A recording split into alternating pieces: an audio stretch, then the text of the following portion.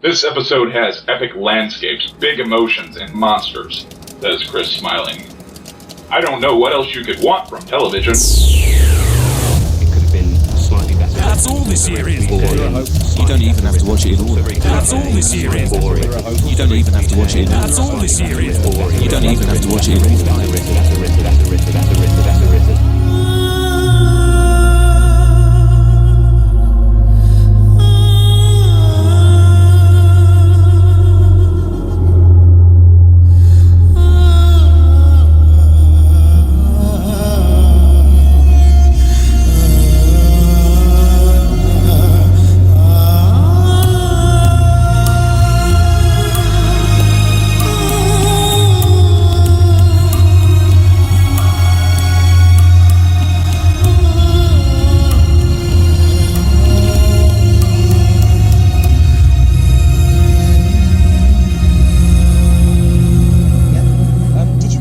Demons of the Punjab or Rosa? Demons. Yeah, me too, Demons. Okay. Would you say you preferred it by a lot or by a little? A huge amount. I'd say not so huge amount. A little for me. I'm probably more towards Neo's end than Storm's end. I did prefer it to Rosa as well. What did you guys think it did better than Rosa? I much preferred Demon's take on history. And how it should be presented on Doctor Who. It's not about famous person, but rather about people surviving or just living in a historical period. It's much more natural, much more honest, I think. Yeah, I really agree. It was much more low key.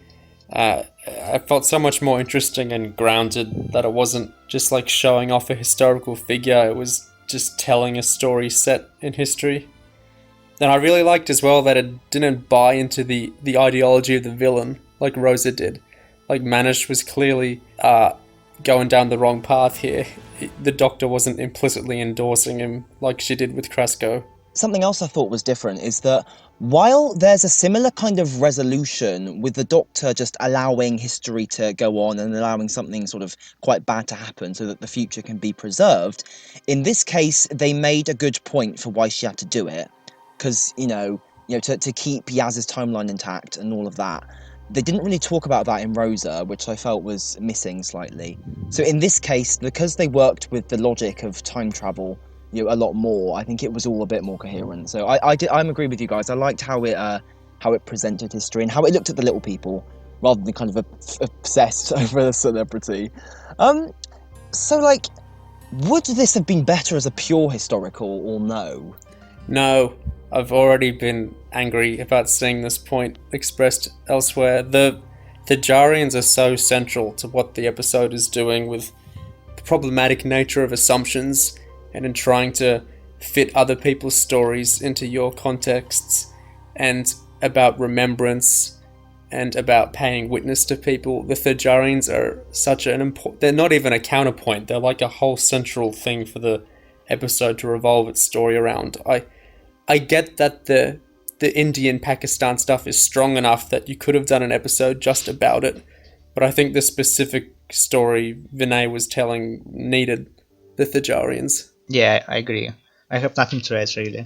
Great point. What I thought is that even though this wasn't a pure historical, like you said, Neo, the historical story was strong enough that it almost could be one, couldn't it? I mean, I'm not saying it should have been one, but it feels like it gets the same payoff as a pure historical would, particularly in that big ending scene where the aliens are they're incidental, they're just a side note, and the real story is what's happening just with the historical characters and the humans. So I thought that was a nice compromise, I think. I think maybe we don't necessarily need pure historicals if they can do non-pure historicals in this way to get that that same sort of good historical story going. So I was quite happy with that.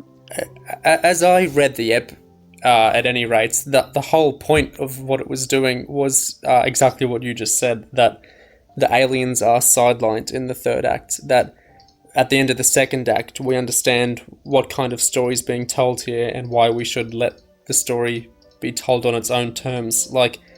I noticed this when I was rewatching it and actually looking out for this, that there's countless times where characters keep saying their assumptions first and getting another person's story wrong because of this. From the start, where Yaz is contextualizing her nan as saying your life's our heritage, or when Umbreen is trying to, in offering the food to Manish, make him part of her wedding narrative, or the Doctor misinterpreting what the Thajarians is. Like, the episode is constantly banging on this point of people getting stories wrong by trying to put their assumptions and making other people like the NPCs of their own stories. So, yeah, I think that when it stops being a Doctor Who episode in a way, like 2/3 through, and it becomes its own kind of standalone little movie of TV episode, I feel like that's exactly what Vinay was trying to do, or at least what I appreciated about what the episode was doing. I love that feeling when it stops being, Doctor Who, scare quotes, and starts being its own thing. I feel like that's when it's the most Doctor Who, paradoxically.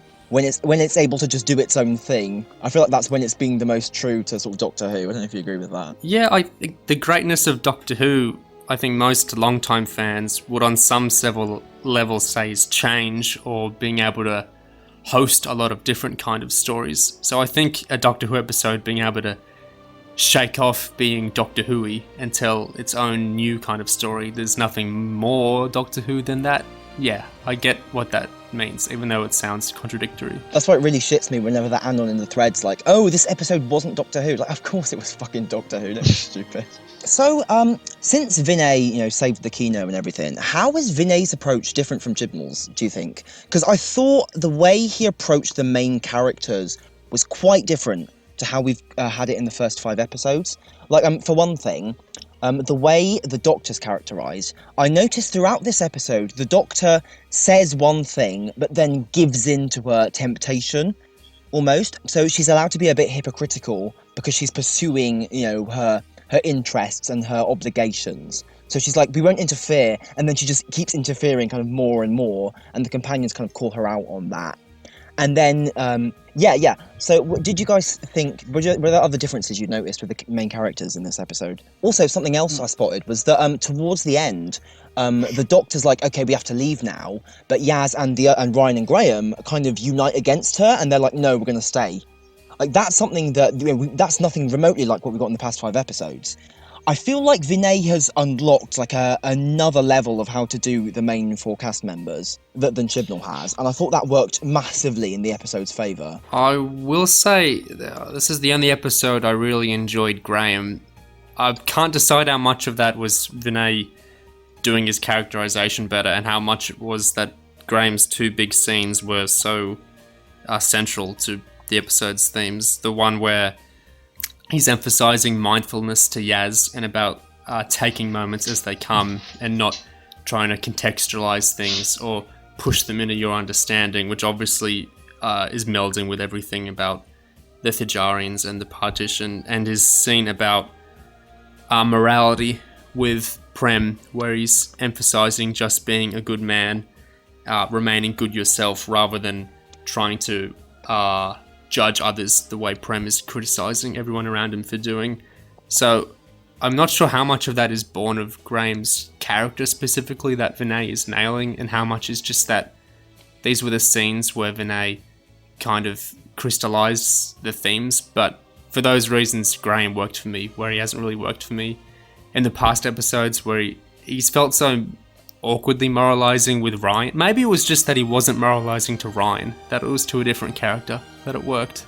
Yeah, I noticed the whole Graham-Ryan thing was completely forgotten about this episode, which was a bit refreshing. I did like that Graham and Yaz conversation, and the stuff that Graham was espousing there, when he was like, we never know the full truth of our own lives, and, anyone can have secrets even from their grandchildren. I thought, it was a bit, not black-pilled, but I thought it was red-pilled.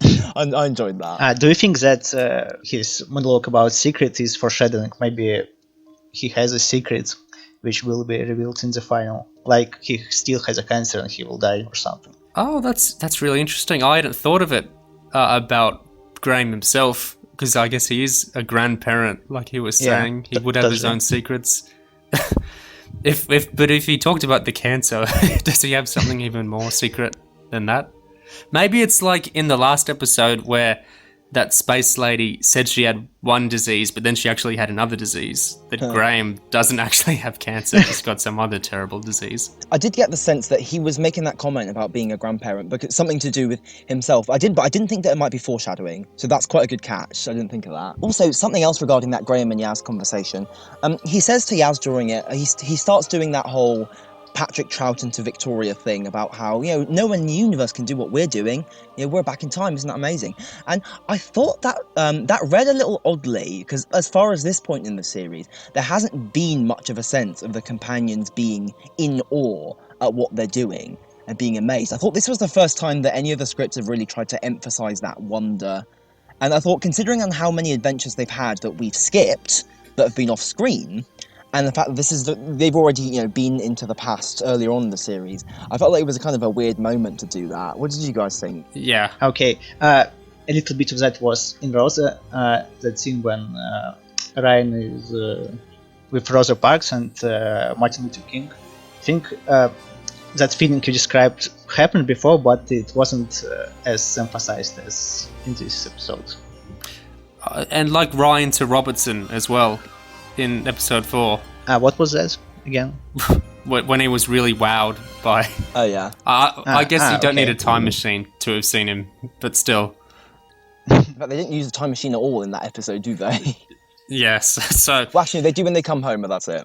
It doesn't really depend on the Doctor, but still it was showing some awe. As for the Victoria-ness of the conversation, I think it worked perfectly well in the context of the episode, especially when Graham, and when so much of it was about, taking stories on their own terms and living in the moment. Did you catch, everything you're saying applies to the stopwatch as a symbol as well, of that broken little moment where Umbrian and Prem were happily married, and then the Thajarians pay witness to these fleeting moments of forgotten life and stuff like that. I love the coherence of this script, how everything sits in relation to each other.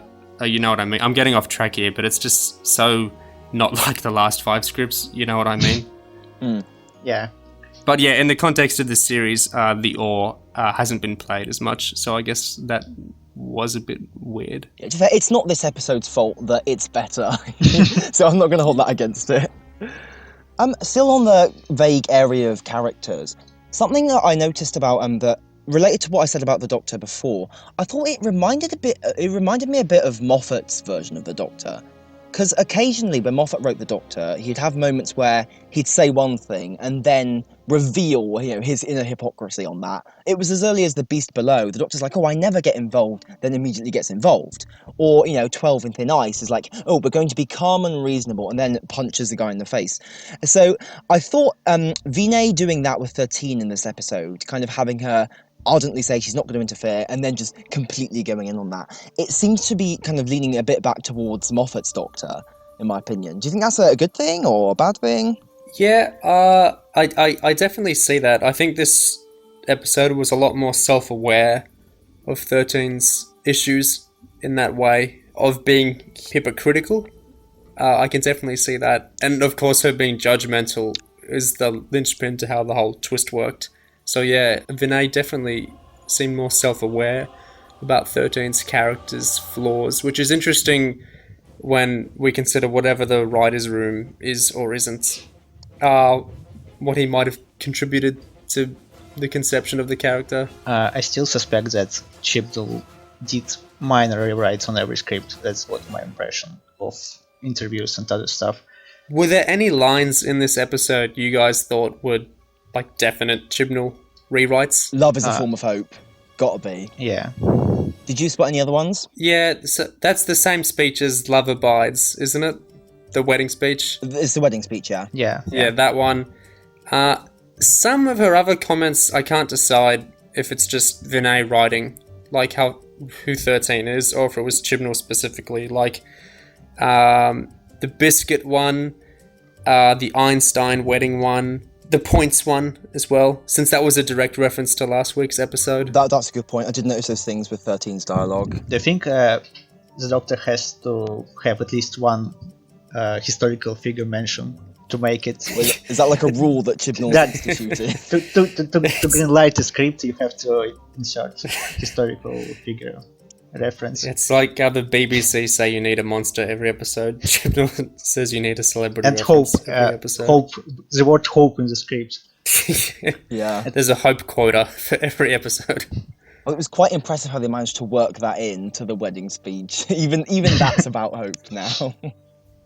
I read apparently I think it's Prem. Oh, what is there's a Hindi translation of a word that made the wedding speech cleverer than it sounded. It's either Prem is Hindi for love, or maybe the other way around. But so when she's Prem is apparently Hindi for love. That's right. So when she says love abides, you could kind of take it as working into the Thajarian witnessing Prem's death as like Interesting. Prem abides. I read this on another forum I won't name in the comments, but I thought that was interesting. It was Reddit. What did you guys think of just that speech in general? Do you think it was like well written, well performed? Was it a good moment? I loved that moment, not because of the speech, but because of something very almost antithetical to the speech, in that the rope 13 was using in that wedding ceremony to tie Prem and Umbrine's hands together and officiate the wedding was of course the same rope that Manish was putting up to mark the partition between India and Pakistan. But nowhere in the ep is this addressed in dialogue. It's understated and a big deal isn't made about it, which I imagine obviously is a very Vinay thing to do. And then the speech is very on the nose about the themes of this series. So interesting contrast there. I love the moments, but the speech wasn't what I loved about it. On the subject of things that aren't kind of told explicitly but that you can notice, something else, and we can get back to this in a second, but I did like that tiny moment where they ask Prem like where he's seen them before, and he just for 2 seconds has a very brief war flashback but doesn't say anything about it. That was a good contrast to how so often in this series they've just told you everything in words. You know, there is one thing I do actually dislike about the episode, like all jokes aside. I've been trying very hard to come up with a headcanon or reconciliation for it because it's bugging me that I can't think of a way it's not a problem or an oversight. And that's, we get multiple characters investigate the holy man's body after he dies. How come none of them comment on the bullet wound? See, the Doctor uses her sonic to scan his body, and that doesn't show up the bullet wound either. Yeah, and then multiple characters literally look over him, and no one seems to notice a hole in his body and clothes. I think it's just a real plot hole. Don't think about it very much. Yeah, a real hole for sure. I feel like they could have addressed that fairly easily, and just have them work out that he was shot, but assume the alien shot him. Not that difficult, you know? Or that Prem missed when he tried to shoot the Thajarians that were standing over him or something. Yeah. Oh god, that... Yikes. That might change the course of the episode slightly. Speaking of guns, oh my god, I loved that 13 did not complain about Prem holding a gun. So glad. That really hit me on a rewatch. She just lets him, like, carry the gun around. I was like, yes! I hadn't even thought of that, but you're right. She didn't talk about her hatred of guns at all to him. That's so relieving. He just feels more mature. Like, you know, okay, you know, she can walk around with a character who we like, who has a gun, and, you know, it doesn't have to be a big deal. You know? Even when Manish had a gun, did she even say anything specifically anti-gun to him, or was it just don't go shoot your brother? No, I don't think so. No, she didn't. Although the gun was pointed at her. So it's like, guns are bad, dude. Thought that wouldn't quite have worked. I love that reveal of him essentially being the monster of the episode wasn't telegraphed. Like, when the Thajarian said, "We can show you," when she realised that she didn't actually know who killed the Holy Man, it didn't cut to that scene of her confronting Manish, and it didn't cut to another character working this out. It cut to what was going on with Yaz over at the house at the time, and then it was like 3 more scenes until we got that resolved. I liked how like the episode kept proceeding on its own terms. It didn't telegraph that twist to us like too directly, if that makes sense. I thought in general the episode did a really good job of keeping you into suspense, like waiting to find out what would happen. Like on the first watch, I was just completely glued to the screen for pretty much the whole second half. Which is amazing because we basically know everything that happens from the start. Like, we know that that's not Yaz's grandfather. We know what happens as far as the petition goes. But it's just that these characters are well written enough and the small stakes are sketched well enough that we get super invested into it. I like that essentially Yaz works out the whole plot 9 minutes in. She's like, what? So my nanny had a secret first Hindu husband, and that's exactly what happened. But it's because the ep makes us care about what the specifics are of like what happened. Why didn't she marry him? Well, she did obviously marry him. Why didn't she stay married to him? And how did he die? Because those questions are really interesting. I love, again, this is just the fact that Vinay's a good writer, so he can write in fractals like any writer worth his salt. But stuff like how 13 specifically mentions her faith in the wedding speech, and then the Thajarians, what they're doing, can definitely be taken as a sort of religious act as well, of witness, and how that ties back into the Hindu, Muslim, Sikh arbitrary division that Prem is getting verged about. Like, I just love how everything layers on top of itself here. Like, Vinay makes all the script reference itself at once. Like, every little aspect of it reflects the bigger aspects of it. So, the through lines of what he was writing just carry through so well. It's such a enjoy. This is why I really don't agree with people saying, like, this is like the cool drink of water after a desert of 5 bad episodes, and that, like, in a great series, people wouldn't have commented on this episode much. I really disagree. This feels so, like, painstakingly drafted over and over with how layered and thought through it is. I really think this is an excellent script, not just because it comes after 5 not so great ones. Okay, so, well, moving maybe on to something else again. What did you guys think of the music in this episode? I think it was the strongest Segun episode. How do you pronounce his name? Segun? Segun, I think. I don't know. Yeah, I thought it might be Segun, but I don't know. Segun. Yeah. Segun. Okay. It was the strongest episode in terms of music, I think. Out of all series, I think I liked music in episodes 1, 3, and 6 in general. I can't remember anything from episode 2 at all. Not a single musical cue, nothing. It's empty for me. But this episode was great. Indian inspired action theme when they were running in the forest was great. Of course, Doctor Who theme rendition at the end was fantastic, absolutely fantastic. That was amazing. That was so brilliant. I was so embarrassed because I didn't realise that was what it was on my first watch. I just thought, music over end credits, bad, read. It was only like when someone pointed it out to me, I was like, oh shit, that's actually really good. I thought Segun really, he took the opportunity of kind of a historical set in the country which has some very distinct musical traditions and just lent into that, and it paid off really well. I feel like that theme at the end is like the ending of the episode even more than Yaz's conversation with her nan. It's like, it's such a thesis point of the episode of Doctor Who bending itself to, this new writer telling a new story of his own experiences. Like, it's the perfect little cherry on top at the end of the episode is that we don't get the standard theme played. We get the show changing to accommodate, a new voice and a new story. I was so happy when that theme started playing at the end. That was such a beautiful moment. Segun, really did a great thing. I wonder whose idea that actually was, whether it was Segun's or Chibnall's or Vinay's. Whoever it was a great idea. I think it was Segun because he posted something about that on Twitter, and I think he said he wanted to do a special theme for this episode. It does not strike me as a very Chibnall idea. I think that was Segun's idea. I agree with that, Storm. I will say though, I did laugh when the theme, it's quite solemn and beautiful, was playing, and suddenly we get delivery for the doctor. Something is very wrong at Kablam. That ep's going to be interesting one way or another.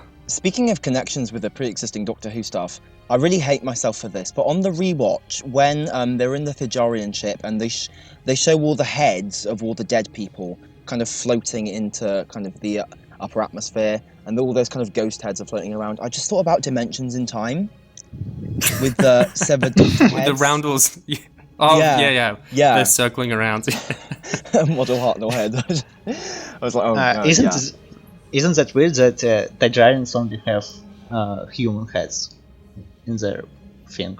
Oh, that's an interesting point.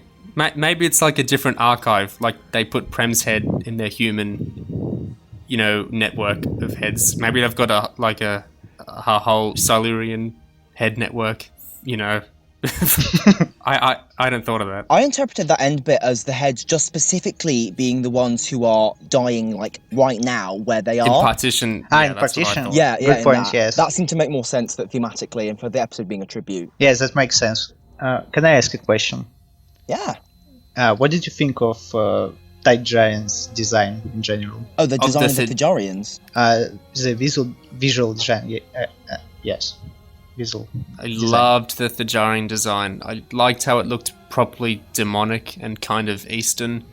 And also how unsettling it looked, especially in those early, interestingly shot sequences. But then how when we got them characterized more and we got longer close-ups on them, like they still look repulsive, but they looked much more interesting and less threatening once we started to actually like look at them for longer and like see their weird eyes and like they're not baring their teeth, tusks, things. They're just like there. Like it was animalistic in a cool way. I thought I really liked that design. I like those spikes they had on their shoulders. That was quite a nice detail. Very, I see what you mean. Kind of the Eastern influence there. It felt like they had a culture. Like it wasn't just generic alien outfit. Nothing like the Stenza. Well, they did have teeth significantly protruding from their face, but not in a Stenza way. Teeth serious arc. Do you think there's any chance, I've seen a few people throwing this around, that we might see the Thijarians again, maybe not just in the finale as like a cameo Pandorica cold open style, but as like what the Ood were to 10, like maybe they reappear if Graham ends up dying or when 13 regen. They did say, we will stand over your corpses to 13, so do you think there's any chance we'll see them again? I'd like that. I mean, I wonder how well it would work, considering the Thijarians have only been the one-off so far, especially considering they're like you don't even need to watch it in order. But I would like it if they did that, just for getting those connections in there. I'd like that. Well, that line was quite interesting. Leave now, or we will stand over your corpses. Like, was that a threat? Or like, what did they intend by saying that? It's cutesy in that, like, it's accurate, like, that's what they do, but you can take it as a threat or not a threat. I feel like we shouldn't make them too cuddly, because when 13 was invading their ship and disrupting their work, they were legit verged, like, they were very mad about that, as you would be. I feel like maybe they would resort to some kind of violence if that kept escalating. But the point was that they weren't assassinating anyone. Like, they were doing good work. But if someone starts invading your house and, like, threatening you and stealing your stuff, I don't think it's crazy that maybe they would have gotten violent with her. Didn't the Doctor literally pick up that little jar containing the remains of their entire civilization? Or am I misreading that? Isn't that the thing she's kind of lifted out of its container, or what? Yeah, so you can't blame them for maybe threatening her a little bit. I mean, she threatened them first.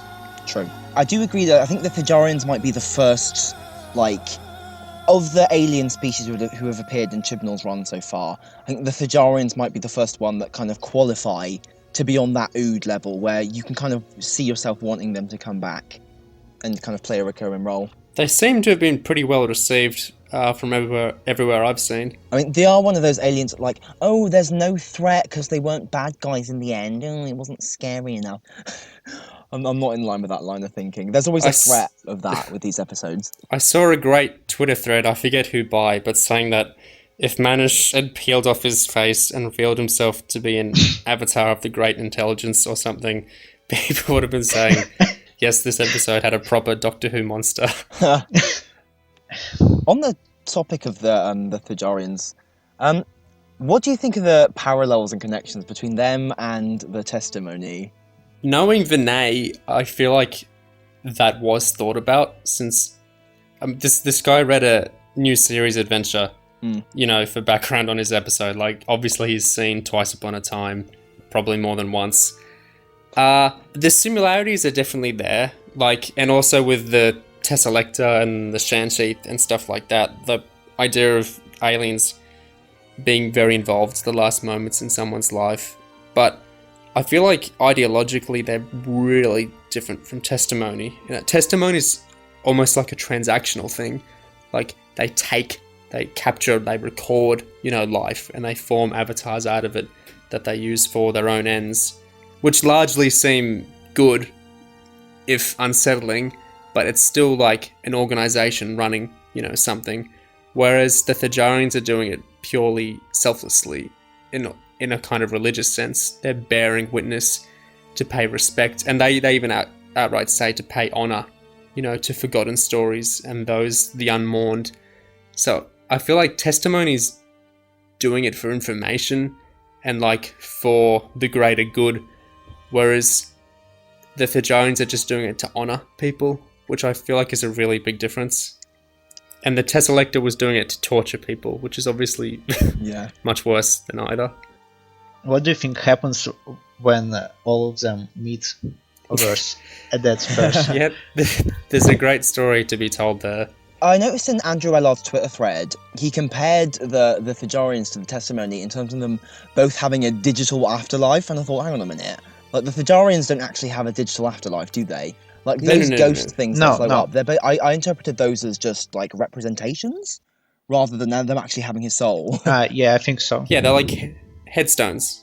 Yeah, headstones, that's a good comparison. They'd be doing it to their own people if they could, reconstruct things. No, it's just, they outright said it's just to honor, to mourn. I found that genuinely touching. I really, really liked how that was handled. And I know I've seen some people say this episode was moved around in the order, and I thought this myself until Storm pointed out we don't have actually any confirmation of that. So I wonder whether this episode was always intended for Remembrance Day, which strikes me as a very Chibnall move. Like, he got Arachnids in the UK Halloween week, and Rosa was in Black History Month, wasn't it? Yeah, but about that other thing, I think I was wrong actually, because oh really? There's again in Segun's Twitter there's a post where on one of the photos it says 11.9, so it was intended to be episode 9, but it was moved.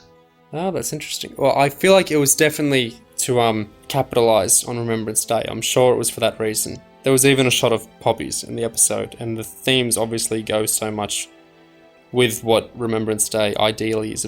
This is really the ideal conception of it. This episode was about paying respect to the fallen and pointedly not trying to recontextualize other people's stories to generate motivation and fervor for your own. So it definitely was appropriate for that day. That's it. I bet Chibnall moves it up in the order, recognizing when it would air.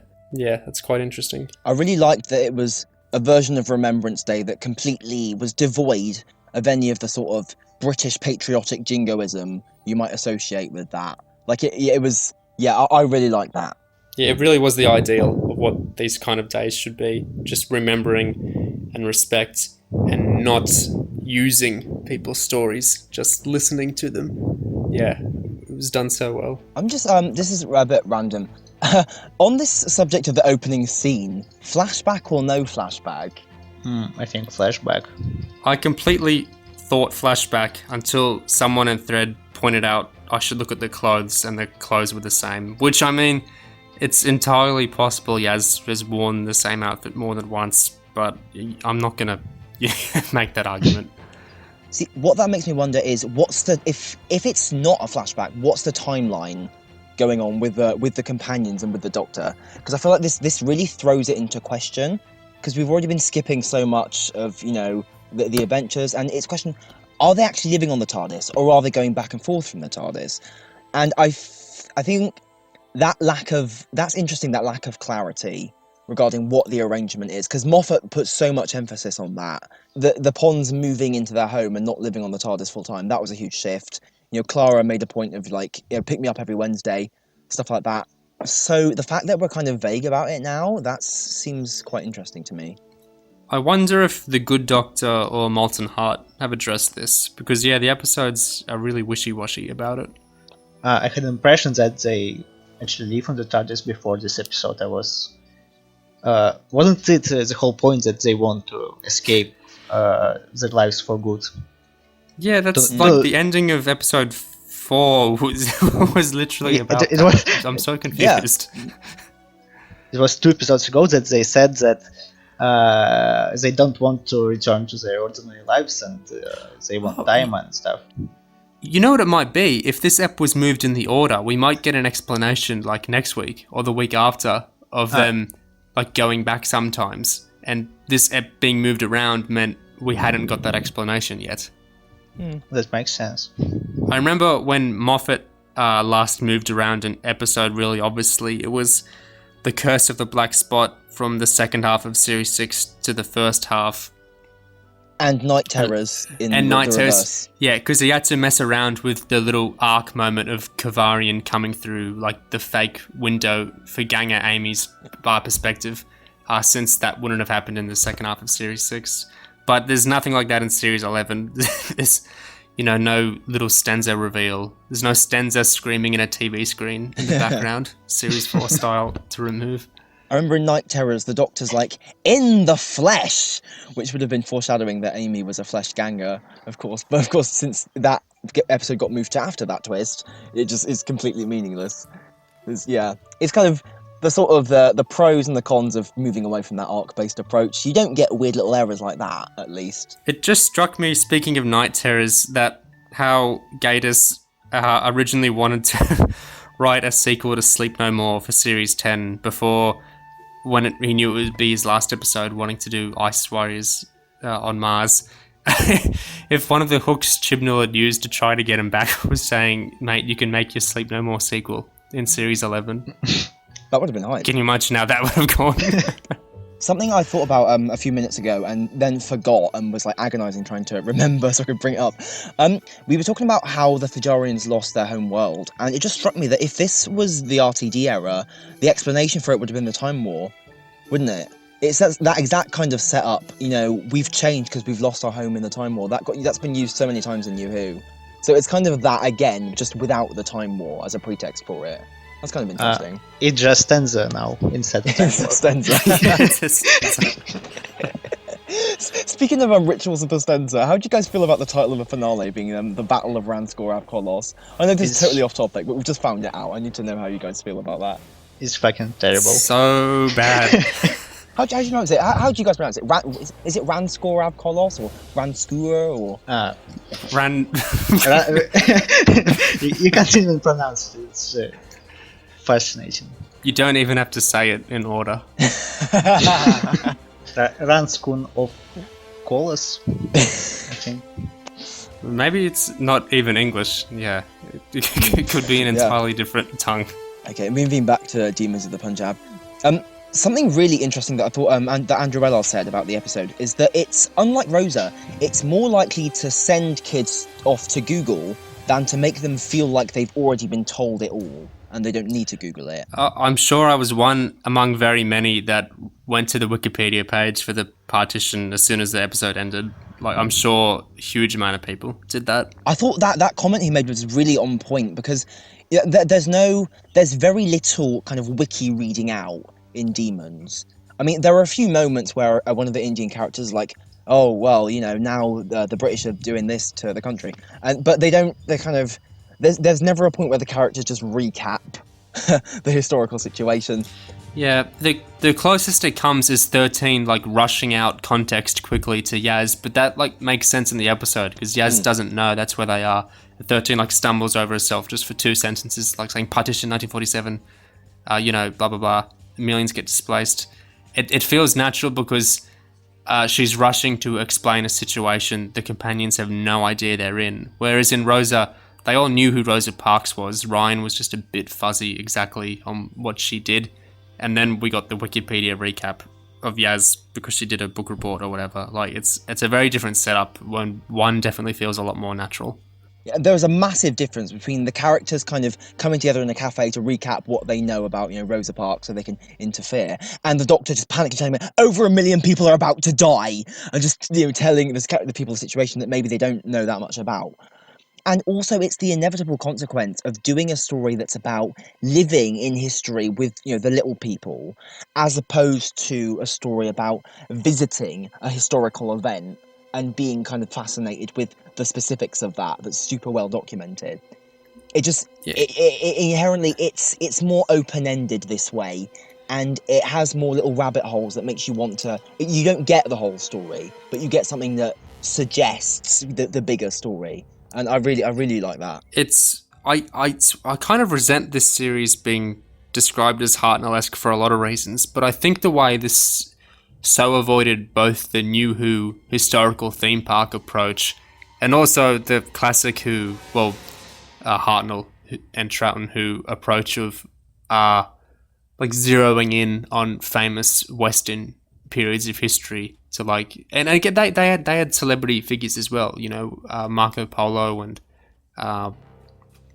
what's his name in. Anyway, the point is that it was such a small stakes thing that we didn't get any of the flaws that these other kinds of historicals would fall into, because it was the whole story was about forgotten violence and forgotten people. It was such a different way to do a historical that I think it's more transformative than like a return to form or anything like that. Like I think this is a new way to be telling historicals, even in the way the sci-fi elements were used. Like Rosa is a sci-fi episode because there's not that much effects in it or anything, but the story is about two time travelers fighting over the sanctity of a temporal event.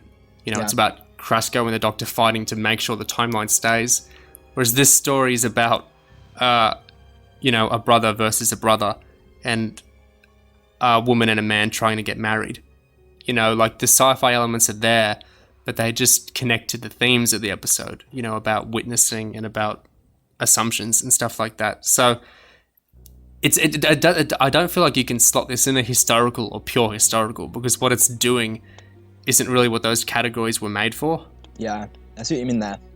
And I love so much that in the climax of Demons, there isn't that focus like there was in Rosa on how the Doctor and Graham feel about what's going on.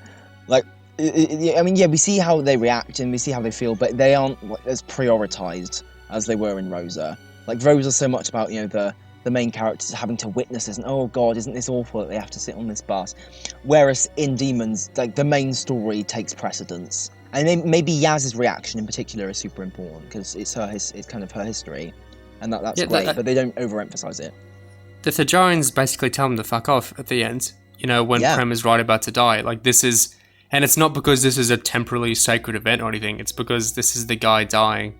This is this is sacred, but not because of time travel sci-fi reason, but because this is a real guy who had a real life and is about to die, and it deserves respect, not gawking at, or historical theme park approach. Like it's such a different way to tell a historical. I'm so impressed by how this was done. Loosely connected to that, I think in this episode in general, there's more of a conscious idea of the Doctor and by extension the companions being powerless, and the Doctor kind of not having. It's not a story where the Doctor saves the day, really. Well, at all. In fact, she doesn't. She doesn't save the day, does she? So, I think there's something quite refreshing about that. Do you think it fits into a bigger pattern of 13 being kind of less? Do you think it fits into a pattern of 13 being less active, or do you think it doesn't? I don't know. What do you think? I think it fits very well. 13 and the whole team, they feel much more powerless, I guess. You're right. In the Spiders episode, they literally didn't resolve the plot because they didn't know how to resolve the plot. In the episode 2, they just survived in the alien planet. Actually, I really like this approach. I think it's very new to New Who, and I really want to see how it develops in the future. And the inevitable big moment, like when 13 will have to save the day, will feel much more powerful in contrast with all this build up where she's not as powerful, I guess. No, it's the only times this series that 13 has actually done that, had the big hero moment. I think the first episode where, she defeats Tim Shaw, and episode 5 with the Pating. With the other ones, it's kind of subverted. So with a Ghost Monument, she just sort of, everyone just disappears on her, and she has to wait for the TARDIS. In episode 3, Rosa, they just kind of sit on the bus and don't really do anything. Obviously, like you said, episode 4, they don't really do anything to the spiders, and also she lets the mother spider get killed by a Trump. And also, obviously, episode 6, she can't save Prem. So it's really just Suranga and Woman Who Fell to Earth that position the Doctor as this very heroic figure. I think as far as power goes, what I found interesting with how 13 was trying to exert control over this episode was because, like she said from the start, she wasn't going to try and change how things happened. And then the demons, the Thajarians themselves were powerful and smart enough that she had trouble dealing with them. Like, we had that great moment when she was actually fucked when they got through the little transmat thing she set up and teleported them on. But I thought the way she tried to assert her power was mostly just by repeatedly trying to make it a Doctor Who story. Like the way she kept imposing her understanding of events over everyone's mindset, like immediately characterizing the Thajarians as, Doctor Who villains and trying to rally everyone up in a typical Doctor Who, coming together moments and, everyone get me my stuff so I can do this. Like she kept, this is a Doctor Who episode, so she was going to do this, but Vinay was self-aware since it got subverted in the end about how it's like 13's method of coping is just to keep trying to play out these same narratives of control. Even when Prem was about to go to his death, the Doctor was like, I'm going to go with you. And he's like, no, these are demons I must face alone. Yeah, absolutely. That's one I only just noticed, but that fits into what you were saying. Okay, so we've talked a lot about, why we like this episode, what we thought was great about it. Do you think, since we like the script, do you think there are any aspects of how it was executed that either kind of elevated it or let it down a bit? Because this was a Jamie Childs episode and we've had complaints about him before, to say the least. So what did you guys think? He does it a lot. It went away a little as the episode went on, but he kept doing this same thing he did in the premiere as well, where it astounds me because it should be the simplest thing for a director to do. A shot, reverse shot, so a shot of a character's face, and then a shot to the character they're talking to's face, and then cut back to the first character's face. Like, this is very simple. Like, every movie ever does this pretty much. But he lingers on the reaction a little too long. It's only like 3/4 of a second, but it feels weird when, we've grown up watching so many hours of movies and TV shows that pace this correctly. And then, like, we'll cut to a character a little bit before they start talking, and it makes it feel weirdly rehearsed and not like they're actually communicating. Like this is actually video clips being assembled on a timeline. If they let us stay. Nobody cares what we do here, Mum. India's not her home now. India's a home to all of us. I'm talking to cover up my latent worry. I know, I've got that now. You don't really notice it when you're engrossed in an episode, which is why I think it was less of an issue here than the premiere. Because here you're getting swept up by the story and characters anyway, that you're more likely not to forgive, but to not even notice. But when you watch some of the clips in isolation, yeah, it's really weird. I felt this way in the opening scene at the Umbrian's birthday. For some reason it felt very unnatural, still feels somewhat unnatural after a couple of rewatches. Also, I noticed a lot of small editing problems, like when they're in the forest, they run to find the demons.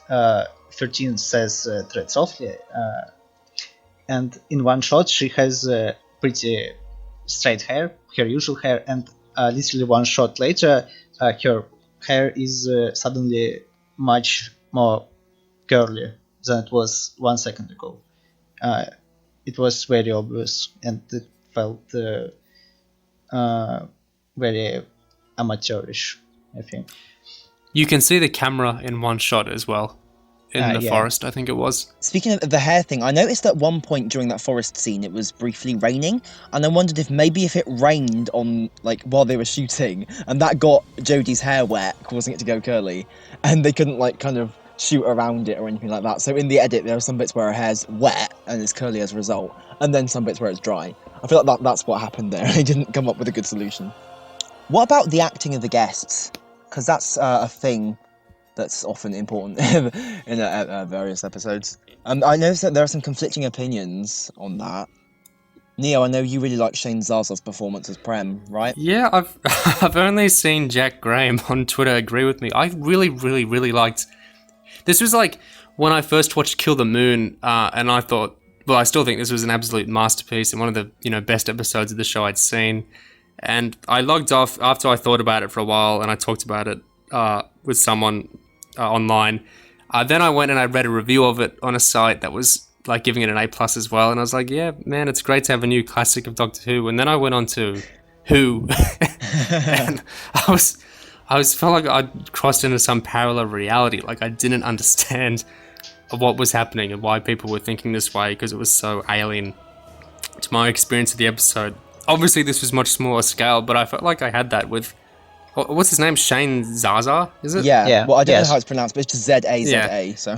Yeah, because I thought it was really good. I was thinking, watching the episode, how he was exactly what I would have liked Danny in Series 8 to be. I think he was playing so many of the same beats that character should have played, that he was actually charming and handsome and funny, and you could see how someone would fall in love with him. Like, I like that moment when he grabs Manish at the start, and he talks about his baby brother. There's a nice joviality to it, while he's also seeming very, rugged and everything like that. But he has that constant undercurrent of pain under him as well that he really sells, not even just in the flashback scenes, that you can just tell this is a guy who's been through a lot. And then he has, funny enough, like a very British stiff upper lip about how he tries to quell that, and talk in a very measured tone to not explode about how much obviously he's verged about his older brother being dead and his younger brother, becoming all alt-right effectively. I'll get into that later. So I really, really, really liked this performance, and I thought it was doing so many things, I wish this past character that I felt like was similar should have done. But other people seem to find that he was just super wooden, and like there being nothing more to it. So, yeah, I accept I'm in a minority here for once. I'm warming to your point of view there. I do kind of... It's not that I thought it was, like, horrible. I kind of see why people thought he was wooden, and I also see why you really liked it as well. I think in some cases, I think the dialogue he's given kind of... Because we're used to watching Doctor Who, where characters are a bit more melodramatic about stuff, maybe, and when a character gets a line like, oh, why are they here, what's happening, we kind of expect just lots of hamming it up and kind of emoting stuff. So whenever if a guest actor comes on, and they basically just have one facial expression, then that's kind of gonna make us be like, what's going on? But yeah, no, I think we don't get sort of many characters on Doctor Who with that sort of traumatized, sort of keep repressing sort of theme. So maybe that's why there's such a kind of disconnect there. But yeah, no, I try to like things in general. So I feel like there's some hypocrisy in what I'm saying. Like I really do think Zaza was doing a good job for those reasons I said. But there's one guy in the thread who really tries to die on this hill of Samuel Anderson, the man who played Danny, being some excellent actor that was doing a super complicated, nuanced thing of what is he trying to say? He was introvert. He was an introverted character. Introvert, and you only didn't like his performance because you're extroverted. And I can't disagree more. Like I honestly think at times Samuel Anderson was accidentally selling Danny as like someone with some kind of legit social. How to put someone.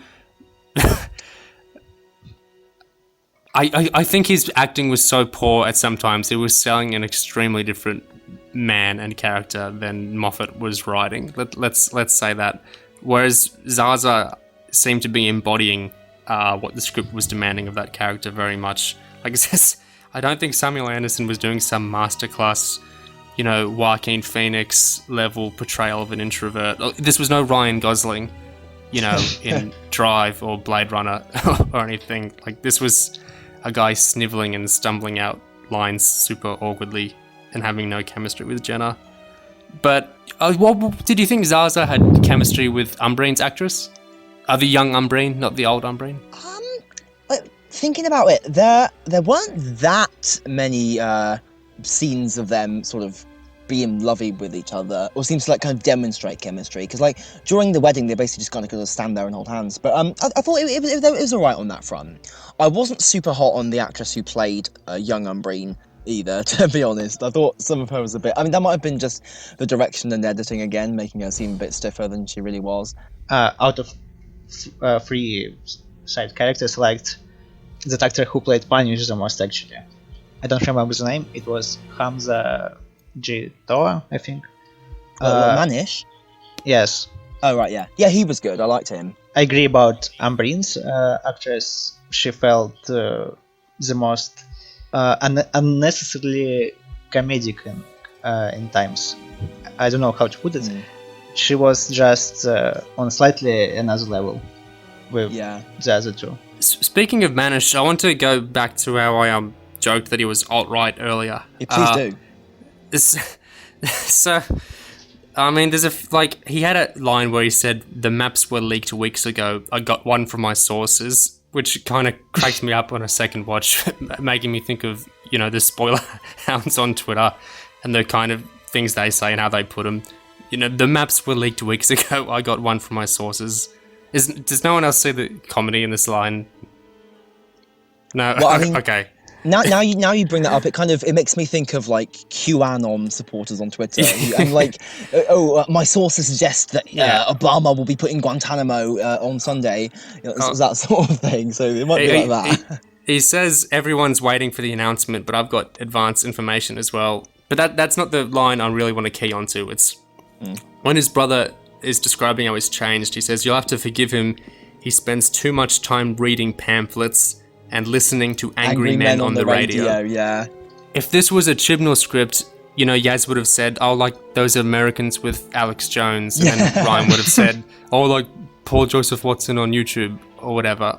I really liked how Vinay just let that sit. Like I find it very easy to draw, the allegory to modern times with, Prem had his other little speech about how, all these flames of division and conflict were getting stoked, by the British and splitting this country up, and how this is why I find a certain critics' take on the episode as blaming the partition like on the Indian masses so bizarre, because the episode seemed quite explicit to me about villainizing the British for stoking the flames of this conflict. And like, obviously Manish was bad in what he was doing, but he seemed to me in the episode to be a symptom of these problems going on more than like a root cause of it, if that makes sense. His brother just kept describing him as a good man, or previously a much better man, and saying how his mind had been poisoned by this rhetoric in these pamphlets and the radio. I thought that connected to, and look at him and look how he react. Like he was essentially accepting to his brother getting married, to a woman of a different religion. I don't think it's hard to draw parallels to, incels? Cuck narratives. Yeah. And that kind of thing here. Yeah, the whole race traitor thing. Yeah, absolutely. Yeah, with that speech Prem had about how, they're making us think that what divides us is more than what unites us. The way he was made to kind of come forward closer to the camera and stare into the middle distance with that bit, it felt very much like this is talking to the audience. This has contemporary relevance there. And they weren't as bad with it as they could have been, which I appreciated.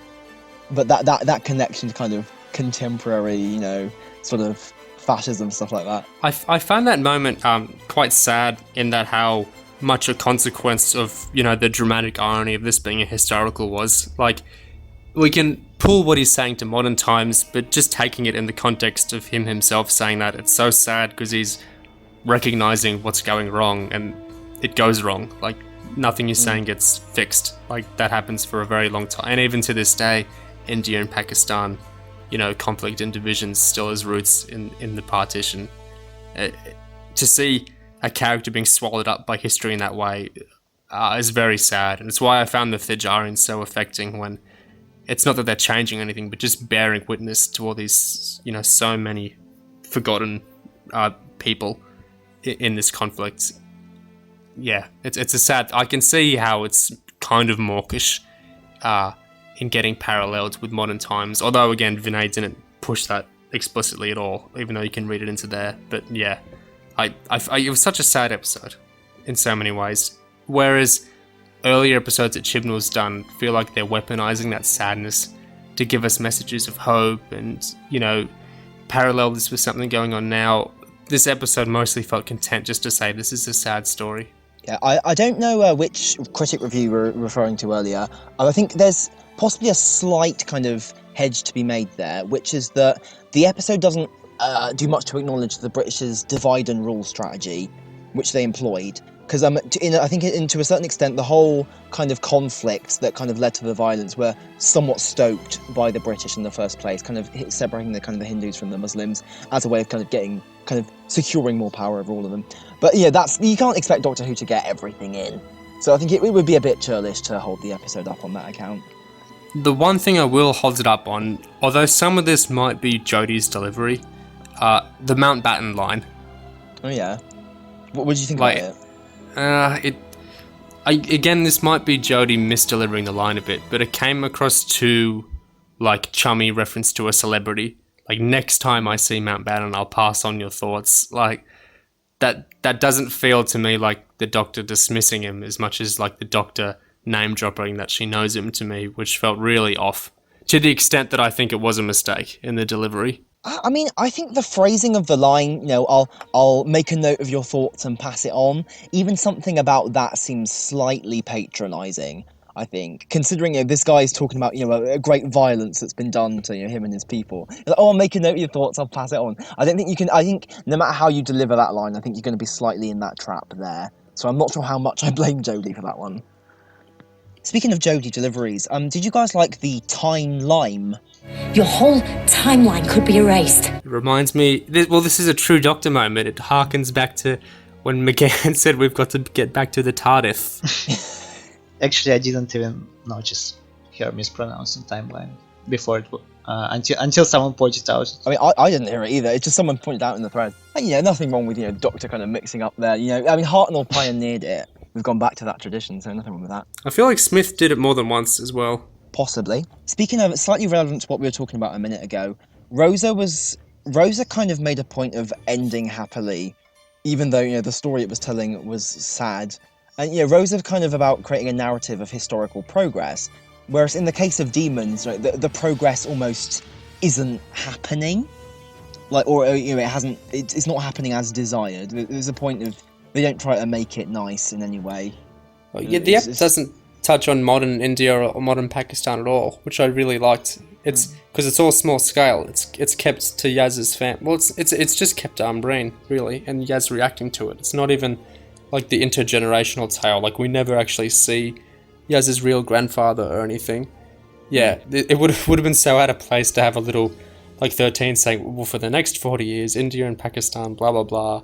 And today, blah, blah, blah, blah, blah. That would have been terrible. But in 100 years, they have an asteroid named after both of them.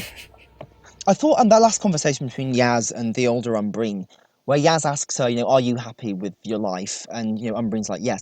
I thought that was a nice message without being too nice, because it was more about just accepting what's happened rather than trying to put kind of a smooth on it and just taking the good with the bad.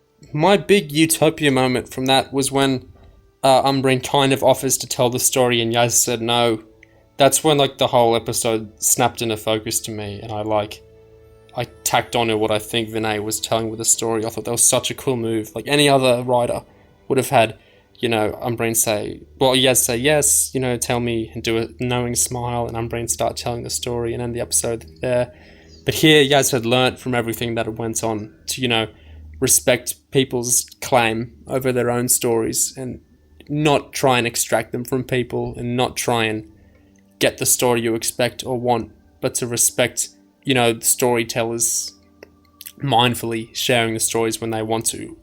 That's such a not a maudlin or mawkish moral for a story. I found that so impressive. There is an interesting meta-resonance there, considering Chibnall went into the job saying he wanted to tell the story of the partition of India and hired Vinay Patel, presumably for that express purpose. So you could almost suggest that Umbreen gets the agency that, I don't know, am I barking up the wrong tree here? No, agency is the word I was rooting around for there. Yeah, absolutely. It's Vinay, the whole episode makes a point of giving storytellers their agency instead of trying to get their stories to make part of your own. Yeah, so in a meta sense, that's interesting to read. I really do think Vinay likes Chibnall from everything I've read. They seem to be quite chummy with each other, but definitely inadvertently, Demons feels like a pushback to a lot of what Series 11 has been doing. Yeah, I mean, it helps that Vinay actually, he was actually interested in telling the story, and he wants to tell it, and he wants it to be told. So it's not like some thing like, how dare you do this? But yeah, no, that's a good point. It's kind of commenting maybe slightly on the whole idea of just delving into historicals like in that way.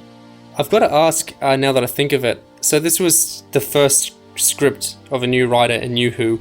How do you think this compares to other first writer scripts in New Who, like Kill the Moon by Peter Harness, or Mummy on the Orient Express by Jamie Matheson, or Face the Raven by Sarah Dollard? How do you think this ranks up to introductory episodes like that?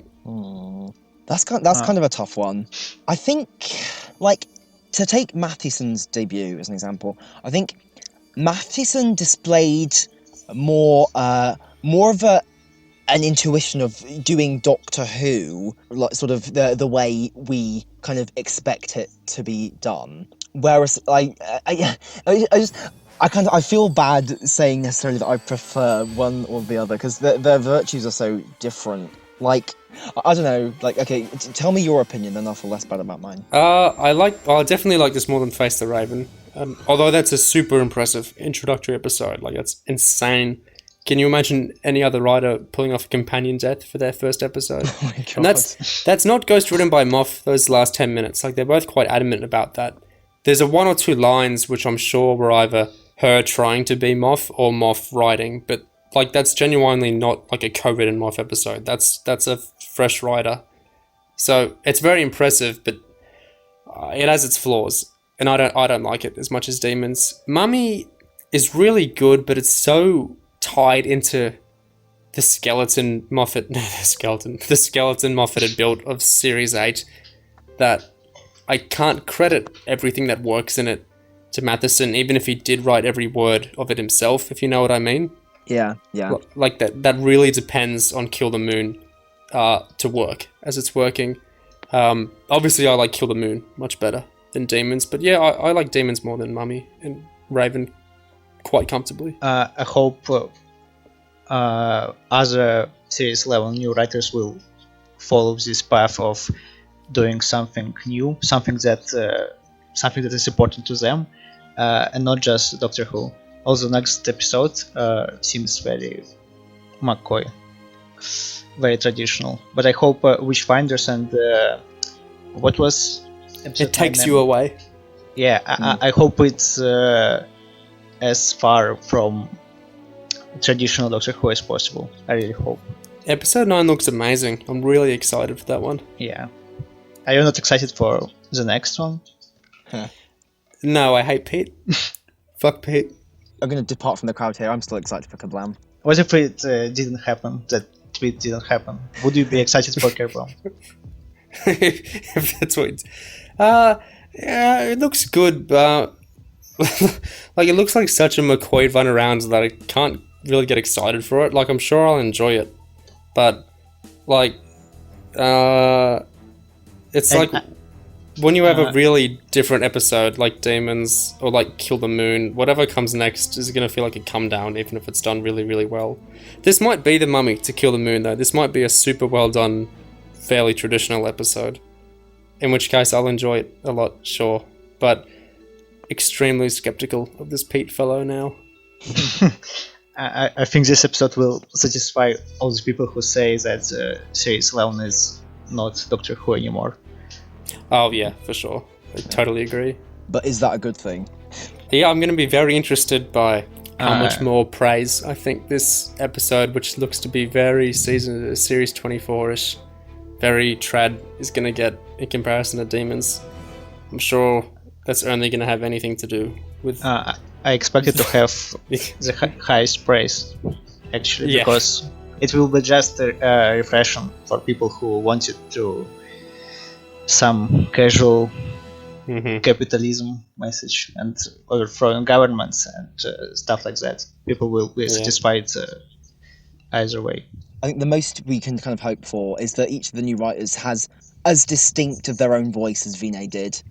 I think that would be ideal. Yeah. And to answer the question that I sort of avoided answering a few minutes ago, I think Vinay's debut certainly kind of announced kind of his specific kind of thematic depth and his ambition to a bigger extent than either Dollard's or Matheson's did, certainly. So, I still wouldn't necessarily say I enjoy Demons more than Mummy on the Orient Express, because Mummy on the Orient Express is so kind of perfectly calibrated, whereas Demons of the Punjab is, despite all its virtues, it's still a Series 11 episode, and I think it's some of Chibnall's decisions with Series 11 kind of affect it in that way. But I think I have a lot of respect for Vinay as a writer as a result of this. I really hope he comes back. Oh, I was going to say I hope he comes back next year. I can't say that anymore. I really hope he comes back in 2 years. Is that because of the year-long hiatus? Are you a believer now? Yeah. Vinay did say he wants to do something in space for his next episode. I'd love to see that. Maybe he could use the space Indian Empire thing that Gatiss wrote for Sleep No More. That would be great. And that wasn't that in Dinosaurs on the Spaceship? The Indian kind of space agency thing. Oh. It would be interesting if Chibnall brought that back. Interesting. Maybe he... Wasn't it just futuristic Earth? Or something? Wasn't it? Okay, well... before we wrap up, one really random thing that I've noticed about this episode is that the two Thajarians, in the script and on the cast list, they've got individual names. I think Kizar and Almak, even though we never hear those names in the episode. That was a really interesting detail, isn't it? What do you think of that? Well, one was clearly a man and one was clearly a woman, just by the voices. No, both were played by the women. Really? Yes. Played by women? Both voices and actual playing in the costume. All were women. Well, one exuded femininity, whereas the other lesser. But that's an interesting choice to name the aliens, even though we never find out those names. I think that's it's very humanizing touch. I gotta say, in my head and in my notes, and from now on in the threads, I think of them as demons instead of Thajarians, because I really dislike the Series 11. Like we said about the finale earlier, I hate this approach to new alien names. They're so forgettable. Puting! Renskar Epzode. You were saying earlier about RTD was really good at naming aliens like the Slovene compared to the Stenza. The Giants just doesn't have that ring to it. It's a very generic name, I think. Even Clom is just such a funny name, but Desolation. That's not funny. That's really boring. It's just an adjective describing the planet, and it's also the name of the planet. I think it's still better than random combination of letters, which is finite. Yeah. Maybe Chibnall really doesn't know how to write names, and he actually is just smashing his keyboard to come up with these. I wouldn't be surprised. Maybe that's how he writes his scripts as well. Just one more thing. I know things keep occurring to me. This episode, they did the whole thing of telling a guest character that they're a good man, which was also done in Saranga Conundrum. Also in this episode, partway through, there's a brief excuse to deactivate the Sonic, which also happened in Saranga Conundrum. So part of this feels like a re-rehearsal of things that were done in Saranga Conundrum, but doing them just again and a bit better. I feel like it's making Saranga Conundrum almost redundant with its presence. That might be totally stupid observation, but it's just something that stuck out to me.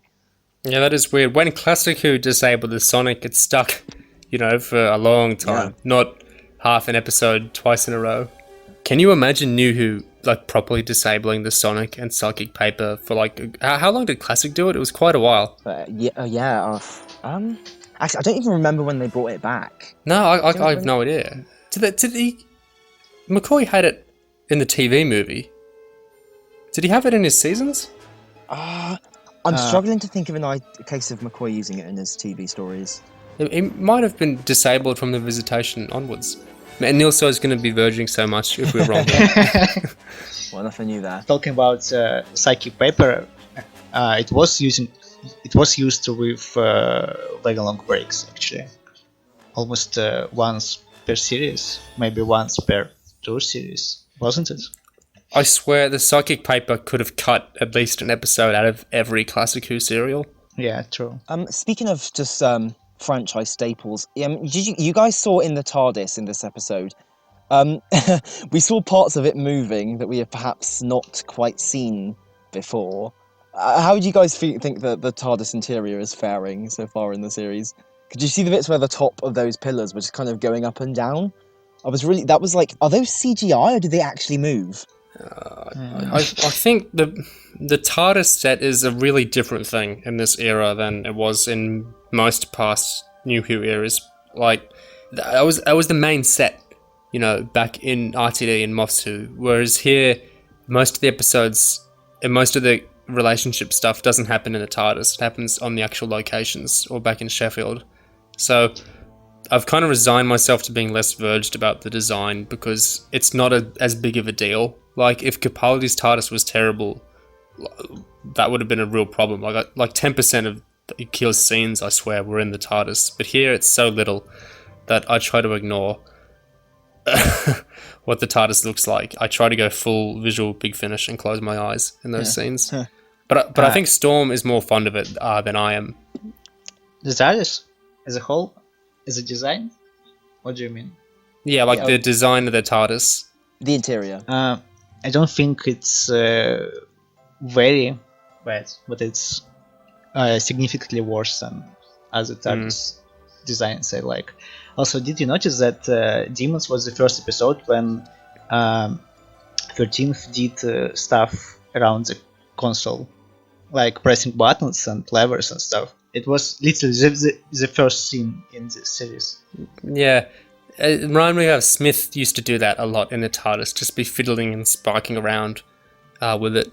Yeah. Like, Arwell's TARDIS console design seems slightly influenced by all those Smith scenes where there'd just be a huge bundle of wires hanging out and the Doctor would be connecting stuff, except that's now the entire means of controlling the console. Like, that's the whole thing. I think Smith's first TARDIS is the clearest influence I can see for Jodie's TARDIS. Like, of all the TARDISes before. There's no classic one I can really see being super similar to it. What about the pillars in 8's TV movie TARDIS? Those have sort of been reinterpreted for Jodie's TARDIS, haven't they? Maybe. You know what would have been cool if we got the Nightshade TARDIS in an actual TV series?